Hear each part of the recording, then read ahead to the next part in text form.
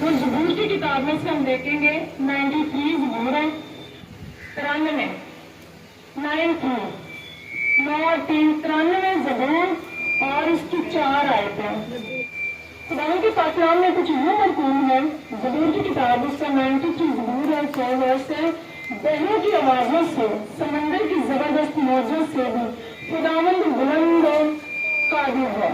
پاک کلام کے پڑھے سنے جانے پر خدا کی برکت ہو، خدا کا شکر ہے۔ اس آیت میں ہم کیا پڑھ رہے ہیں کہ خدا کا کلام فرما رہا ہے کہ بہنوں کی آوازوں سے، سمندر کی زبردست موجوں سے بھی خداوند بلند و قادر ہے۔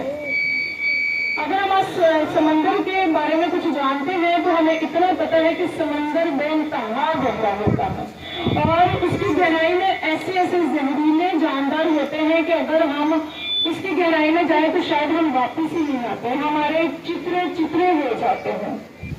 اگر سمندر کی گہرائیوں کو ہم دیکھیں، جانچیں اور پہچانیں تو وہ بہت ہی گہرا ہوتا ہے اور اس میں بہت ساری گہرائی ہونے کی وجہ سے ہماری جان بھی جا سکتی ہے۔ کئی دفعہ ایسا ہوتا ہے کہ سمندر میں بہت ساری گہری قیمتی سے قیمتی چیزیں گر جاتی ہیں، وہ بہت سے ملا بھی جاتے ہیں، سائنسدان بھی جاتے ہیں، لیکن ان پر نہیں ہوتی کیونکہ سمندر اتنا گہرا ہوتا ہے۔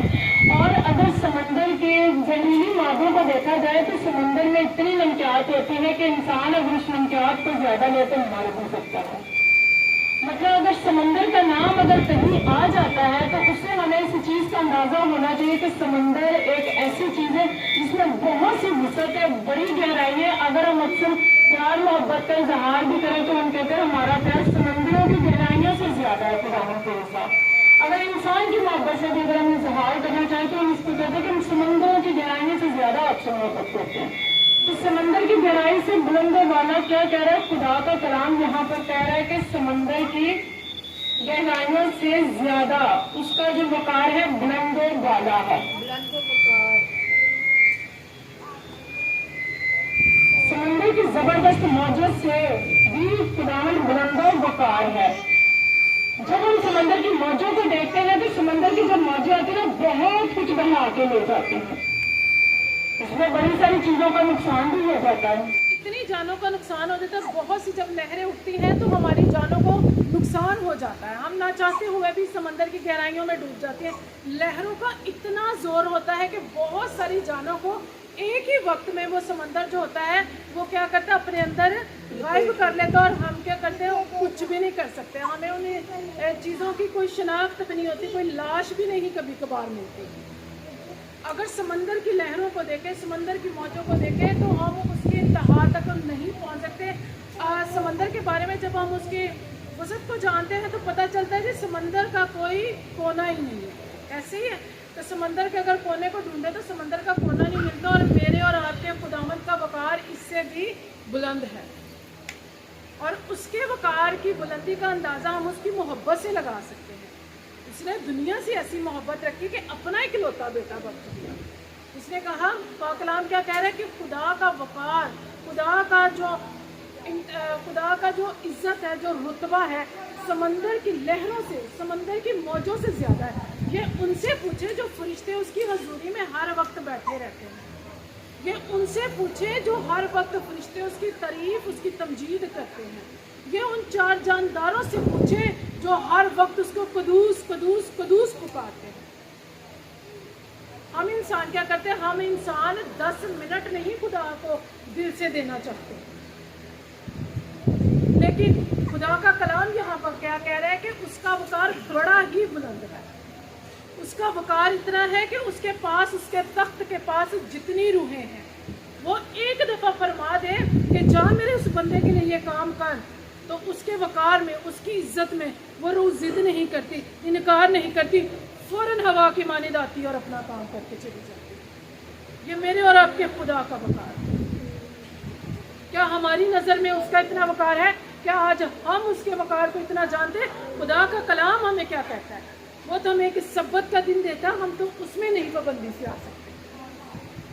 اگر ہم سبت کے دن ہی پابندی سے آ جائیں، صبح شام دعا میں بیٹھ جائیں، تو اپنے آپ خدا کا روح آپ کو بتائے گا کہ خدا کا وقار کیا ہے۔ समंदर की गहराइयों को देख नहीं सकते, उसकी गहराइयों को माप नहीं सकते, उसकी मौजों को आप नहीं पहचान सकते कि मौजें हमारे लिए क्या कर सकती हैं, तो आप खुदा के वक़ार को कैसे जानेंगे? ऐसे ही जान सकते हैं जब आप खुदा की हज़ूरी में जाते हैं, जब उसके हुक्मों को मानते हैं, जब उसके कलाम में ज़्यादा से ज़्यादा जाने की कोशिश करते हैं, तब आपको पता चलेगा कि उस खुदा का वक़ार क्या है। हम आज जानना ही नहीं चाहते, हम ये कहते हैं कि नहीं हमारे पास बड़ा वक्त है। मैंने ऐसी जानों को देखा है कि आज हमने उनसे बात की तो कल पता चल रहा है कि वो जहां से कूच करके दुनिया के पास, मैं समझती हूँ कि वक्त कोई नहीं। अगर हम मुकाशवा की किताब को रीड करते हैं, अगर उसकी गहराइयों में चले जाएं तो आप जानेंगे कि 80% मुकाशवा को हम पूरा होते हुए देखते हैं। तो वक्त कहाँ है? कौन कह सकता है कि कुछ जिंदगी का वक्त 1 मिनट बढ़ा सकता है या घटा सकता है? कोई नहीं बढ़ा सकता, ना ही कोई घटा सकता है। ये वकार, ये इज्जत, ये रुतबा सिर्फ मेरे और आपके खुदावंद के पास है। और आज आपके पास वक्त है, उसको जितना भी वक्त दे सकते हैं दे दें और उससे मजदूरी मांगे। कहें कि खुदावंद हमें इस लायक बना कि हम तेरे वकार के मुताबिक आकर तेरे हुजूर खड़े हो सकें। हमारे अंदर इतना जोश हो, हमारे अंदर इतनी पाकीज़गी हो कि हम तेरे वकार के सामने खड़े रह सकें। लेकिन आज हम ऐसा ना करते हैं, ना करना चाहते हैं। खुदा के कलाम को देखें, खुदा के कलाम को पहचाने, जाने और उसकी गहराइयों में जाएं तो हम अपनी जिंदगियां देखें। मैं समझती हूँ बहुत वक्त देने के बाद भी मुझे ऐसे लगता है कि मेरी ज़िंदगी खुदा की हज़ूरी में 20% भी नहीं, और वो अपने वकार के मुताबिक हमसे 100% मांगता है। तो क्या ज़रूरत है अपने आप को खुदा की हज़ूरी में दें, उसका वकार, उसके उसकी बुलंदी को पहचाने। जहाँ पर उसका कलाम ये फरमाता है, कितनी खूबसूरत आयत है, समंदरों की ज़बरदस्त मौजों से भी खुदावंद बुलंद व वकार है। ज़बरदस्त मौजें, ज़बरदस्त मौजें वो हैं जो सारी जानों को बहा ले जाती है। उनके सामने सैकड़ों हज़ारों लोग भी आ जाए तो वो बहा ले जाएंगे। और मेरे और आपके खुदावंद का वकार इस कदर है, हमें भी आज अपनी ज़िंदगी को इस कदर बुलंद व वकार बनाना है कि उसके वकार के सामने, उसकी इज्जत, उसकी ऑनर के सामने ठहर सके। नहीं तो जब वक्त आएगा, ना तो तौबा का वक्त होगा और ना ही हमारे पास गुनाहों की माफ़ी का वक्त होगा। फिर उस वक्त सिर्फ पछताना और दांतों का पीसना है। मुकाशवा की किताब साफ अल्फाज में फरमाती है कि वक्त तो आज ही है। आज खुदा ने आपकी रस्सियों को ढीला छोड़ दिया हुआ है। खुदा ने आपको हिकमत भी दी, विजडम भी दी, मार्फत भी दे दी है। खुदा ने कहा, रास्ता भी दिखा दिया। आपकी मर्जी है, आपने सीधे रास्ते पे चलना है या आपने ऐसे डामाडोल चलना है, ये आपकी मर्जी है। फैसले का जब वक्त होगा तो खुदा होगा और उसका वकार होगा, और फिर आपका इंसाफ होगा। उस वक्त आपके पास सिवाय पछतावे के कुछ नहीं होगा। वक्त आज ही है। खुदावंद के जिंदा पाक कलाम के पढ़े सुने जाने पर खुदावंद की बरकत हो। और आज का हासिल कलाम यही था कि खुदा के वकार के सामने खड़े होने के लिए अपने आप को तैयार कर लें। वक्त थोड़ा, मजदूर कम है, फसल ज़्यादा है। आमीन आमीन। पाक कलाम के पढ़े सुने जाने पर खुदावंद की बरकत हो। खुदा